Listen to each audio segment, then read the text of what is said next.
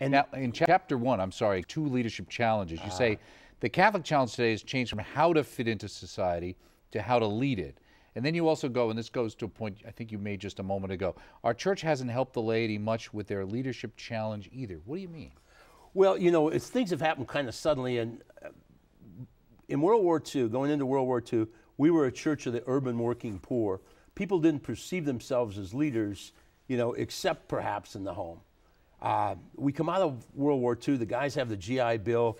All of a sudden we move in a dramatic way from a church of the urban working poor to a church of white upper middle class people. And now we're virtually dealing with the most highly educated class in the United States. Yes, right? I mean, so many sociologists talk about WASP, W-A-S-P, white Anglo-Saxon Protestants.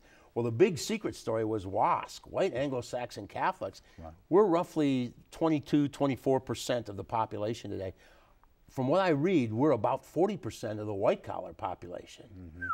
Now, that fundamentally changed then our experiences day to day.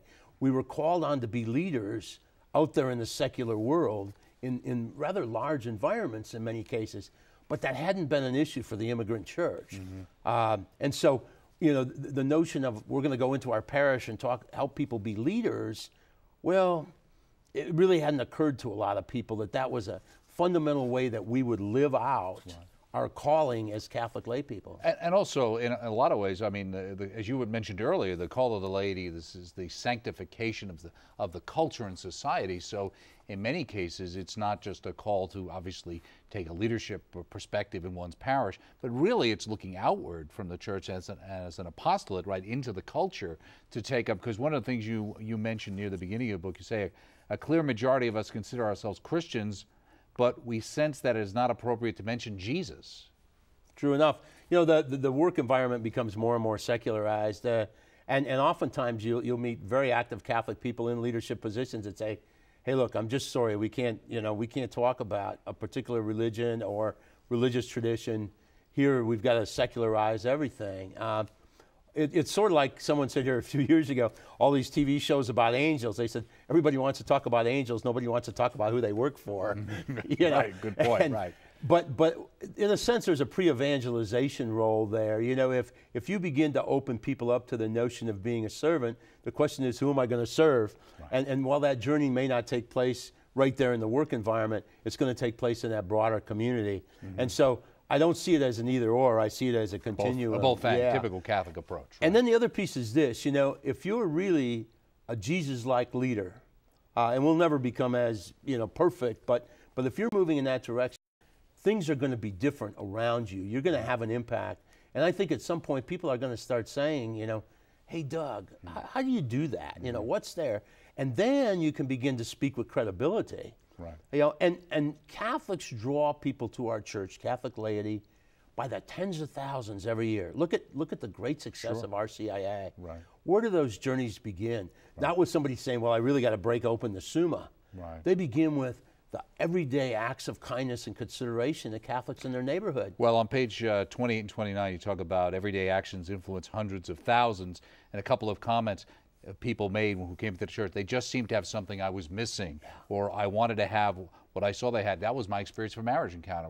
My wife and I saw couples who had gone through it, and we said, gee, there's something missing that we got to go find out about. Right, and so it's a lot of us say, well, we'll never have a forum, we're not going to be on this program with you, but it's about what we do that really makes a difference. Mm-hmm. And on the flip side, because I've been working full-time in church ministry, but I'm a layman out there in the world, I'll have people come up to me and they say, well, I don't go to church, and might be Catholic or something else, but almost invariably behind the story of everyone who doesn't go to church is someone who does. Mm-hmm. And they were treated badly, or they some hypocrisy. He goes to church every Sunday and he robbed me, and so there's a self-righteousness and an indignation there, and that says that example teaches, but it doesn't always teach good. Well, I always think it's interesting because of those kind of things. Usually people have come up with reasons to justify what they've decided to do, or whatever that might be, and they're looking for you to anoint and say it's okay. Yeah.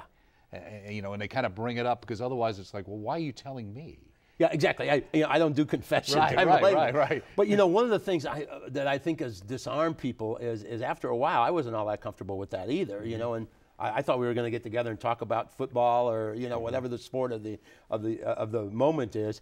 And so some of these people I experimented with something. I looked at them and I said, okay, that's not my concern. I go to church because I think I need it.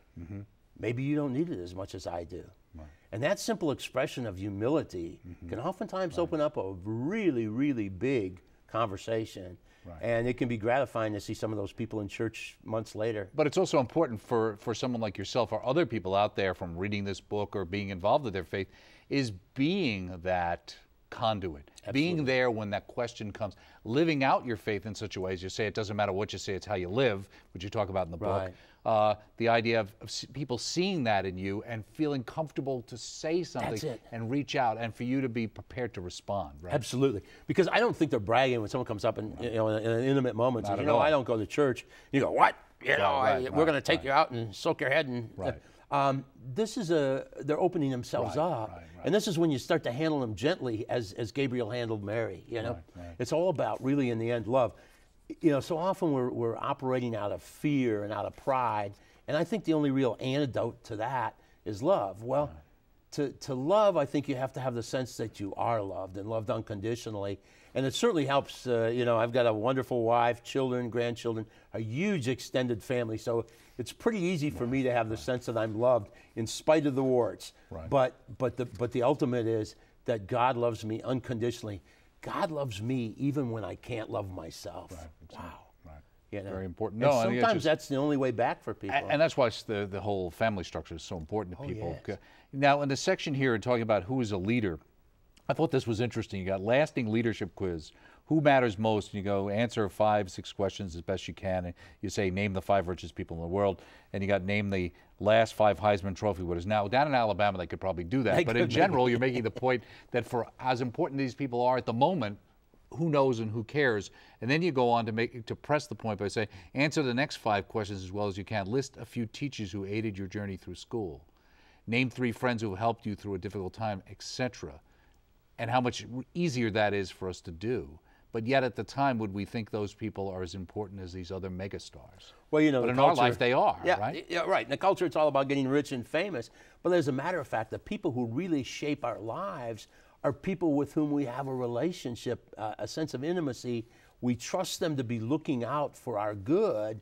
And in fact, the most powerful power, if you will, to influence other people is a power that followers give the leader. They say, I'm going to trust you. I want to be like you. I want to learn from you. I want to soak you up. As the apostles eventually did with Jesus, that comes not because you have a title or because you've got a bag full of candy or a big club in your hand. Those kinds of things work short term, but the long term is really that sense of a relationship with someone that you can trust because they care about you. Now, in this chapter here, Chapter 5, S1, beginning with the heart, you talk about 2 versions of ego, E-G-O. One is edging God out, which I've heard that one before, and that's interesting. But there's also one, exalting God only. I hadn't heard that one. Explain those. And I'm indebted to Phil Hodges for that work. He does a beautiful explanation in one of the videos that we use in our encounters. But what he talks about is when we're there, edging God out, we're running on pride or fear. And I would submit that maybe even pride is a sort of a cover-up for fear. We're all alone, we're isolated. It separates us from other people. It separates us from God. In the end, it really separates us from ourselves because what are we? We are, God's own creation built in His image. So if we're separating ourselves from God, we're separating ourselves from our really true identity. As we recognize that our role is to serve God and exalt God, and like Jesus, do the will of the Father. Now, instead of pride, we're working out of confidence. God loves me. I'm going to be okay. I know how the story ends that way. And then instead of being caught up by fear, I'm going to be able to be open and be confident that I can do the best I can and leave the rest to God. Another good motivation for why you're supposed to go to church on Sundays, too. Exalting God, of course. Yes. You have a whole thing in Chapter 8. You talk about cultivating a servant's habits, practice solitude prayer daily. You talk about the sacramentals, etc. Let me ask you, one of the things that the format of the book, you've got some questions here and there at the end. How did you decide to format the book the way you did? Well, I'd looked at other books that had influenced me and had influenced other people, and you realize that reading a book is an intensely personal experience, and at its best, it's a dialogue. You know, I'm one of those that I can't read without having a pen in my hand. Mm-hmm. I got to write things down, to remember, to comment, so that, you know, that book becomes a relationship with the author. Okay. And at some point, you want to say, okay, stop and take stock. How does this relate to you personally in this moment in your own life? And so I thought a few short questions, and I was obviously encouraged by our Sunday Visitor, great publisher, great editor there. It said, oh yeah, that's great. When I first submitted the manuscript, I had it in a few chapters, and I didn't know what they would think, and I was too lazy to do it in all of them if they wanted to throw them out. Right. They said, go ahead, put them in after all the chapters. So that's, you know, one of those things that emerges from being open to other people. You know, these things are invariably, they're we enterprises, not me enterprises. What is the Breakfast of Champions? It's not Wheaties, apparently. What is it? And we're indebted to Ken Blanchard for this. Feedback is the Breakfast of Champions.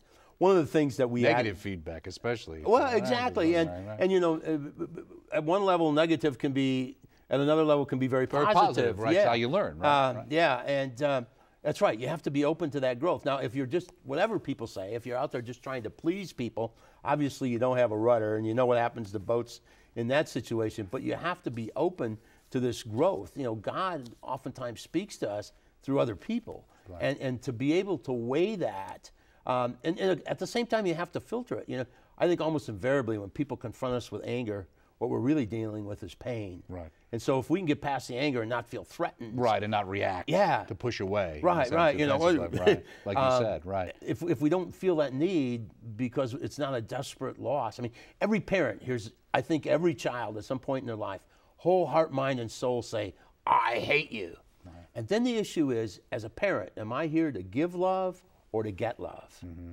If I'm here to get love, this is a disaster because the object that I'm trying to draw love from says, I hate you. Wow, you know. But if I'm here to give love, they're having a bad day. I may send them to their room for a while.